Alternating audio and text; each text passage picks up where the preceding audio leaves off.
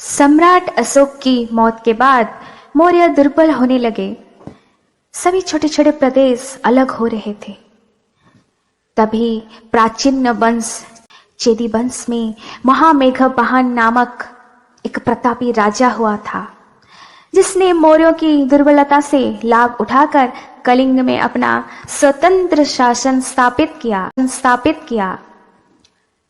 चेदी, जो आर्यों का एक अति प्राचीन वंश है, महाभारत में शिशुपाल भी चेदी वंश का राजा था। कलिंग में जो प्रथम चेदी वंश का राजा थे, उनका नाम था महामेघवाहन। महामेघवाहन की तीसरी पीढ़ी में खारवेल पैदा हुए।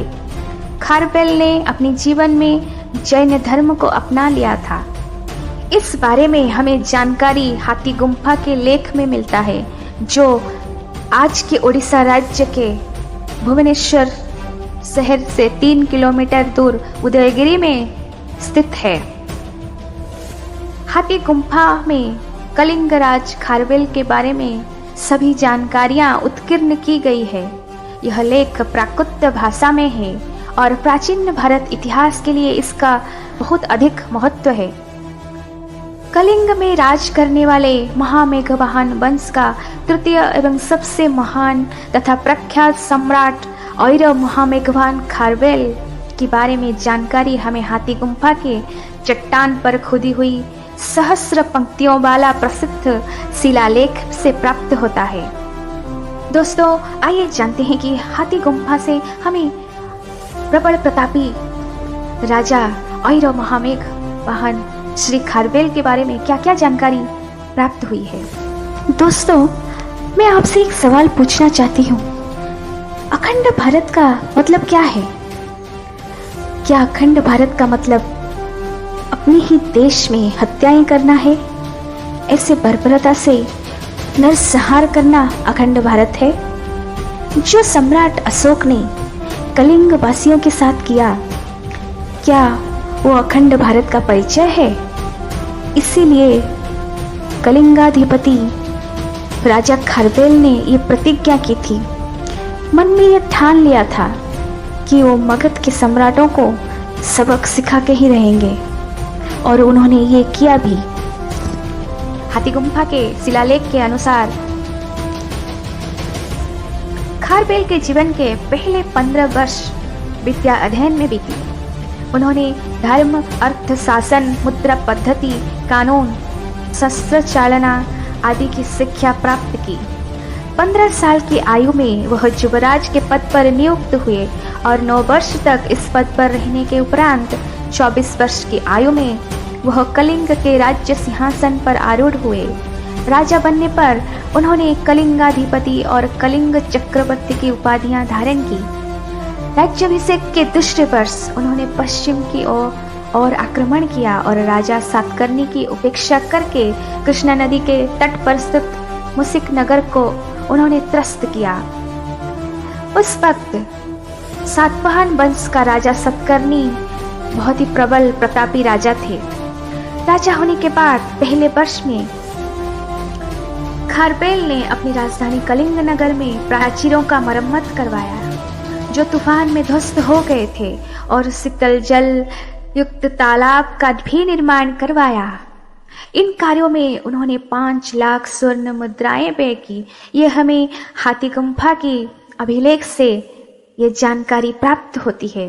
अपने शासनकाल के दूसरे वर्ष में खारवेल ने सातकर्णी की शक्ति की उपेक्षा करते हुए विशाल सेना, जिसमें अश्व, गज, रथ एवं पैदल सैनिक भी शामिल थे, पश्चिम की ओर भेजी। राज्य आरोहण के तीसरे वर्ष में खारवेल ने अपनी राजधानी में संगीत, वाद्य, नृत्य, नाटक आदि के अभिनय के द्वारा भारी उत्सव मनाया। राज्याभिषेक के चौथे वर्ष खारवेल ने बरार के भोजक तथा पूर्वी खानदेश और अहमदनगर के रठिकों के विरुद्ध सैनिक अभियान किया और उन्हें परास्त भी किया। इस प्रकार खारवेल द्वारा सातकर्णी और भोजक दोनों को पराजित किया गया। ये निश्चित रूप से एक महत्वपूर्ण उपलब्धि थी। अपने शासनकाल के 5वें वर्ष वह ननसुली से एक नहर के जल को अपनी राजधानी ले आए। इस नहर का निर्माण 300 वर्ष पूर्व नंद राजा के द्वारा किया गया था।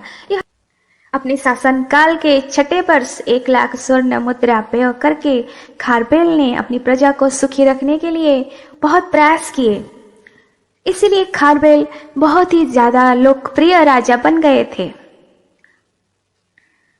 उन्होंने ग्रामीण तथा शहरी जनताओं को संपूर्ण कर माफ कर दिया था।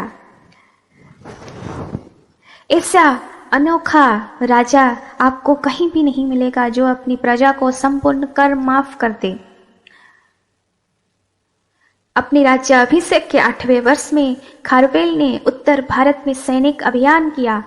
उनकी सेना गोरखगिरी की पहाड़, जो कि बराबर की पहाड़ियां हैं, उन्हें पार करते हुए तथा मार्ग में दुर्गों को ध्वस्त करते हुए घेर डाला। उनके सेना के डर से यवन राज डेमेट्रियस प्रथम की सेना आतंकित हो गई और वह मथुरा से अफगानिस्तान की तरफ भाग गई। अपनी 9वें वर्ष में खारवेल ने अपनी उत्तर भारत की विजय की उपलब्धि में प्राचीन नगर के दोनों किनारे पर महाविजय प्रासाद बनवाए। उन्होंने ब्राह्मणों को दान दिया तथा आगे भी विजय के लिए सैनिक तैयारियां की। 10वें वर्ष उन्होंने पुनः भारतवर्ष यानी गंगा घाटी पर आक्रमण किया, परंतु कोई विशेष सफलता नहीं मिली। 11वें वर्ष खारवेल ने दक्षिण भारत की मद्रसकों को ध्वस्त किया तथा खारवेल पांड्य राज्य तक जा पहुंचे। 12वें वर्ष में खारवेल ने 2 सैन्य अभियान किए, एक उत्तर भारत तथा दूसरा दक्षिण भारत में। सर्वप्रथम उन्होंने अपनी सेना को उत्तर भारत के प्रतिमित्र को पराजित किया। इस प्रकार अभियान सफल रहा तथा खारवेल ने अपार धन संपदा लूट लिया और कलिंग की जीन प्रतिमा, जिसे 300 शताब्दी पूर्व नंद शासक द्वारा मगध ले जाया गया था, उसको लेकर अपनी राजधानी वापस लौट आए। इस धन की सहायता से उन्होंने सुंदर टावरों का सुसज्जित एक भव्य मंदिर का निर्माण किया। खारवेल ने अपनी 12वीं वर्ष में ही दक्षिण की ओर फिर से एक अभियान किया। वह सुदूर दक्षिण में स्थित पांड्य राज्य तक जा पहुंचे। खारवेल ने जल एवं स्थल दोनों ही मार्ग से पांड्यों को राजधानी पर धावा बोला। यह अभियान सफल रहा। पांड्य नरेश ने उनकी अधीनता स्वीकार कर ली तथा उनके लिए मुक्ता मणियों का उपहार दिया। यह खारवेल का अंतिम सैन्य अभियान था। वह अपने साथ अतुल संपत्ति लेकर अपनी राजधानी वापस लौट आए। अपने शासन के 13वें वर्ष खारवेल ने कुमारी पहाड़ी, जो आज का उदयगिरी है, वहां पर जैन साधुओं के लिए निवास स्थान निमित्त गुहा विहार का निर्माण करवाया था। ये था कलिंग के सबसे महान सम्राट, सबसे महान राजा ऐरोश्री महामेघवाहन खारवेल के बारे में जानकारी।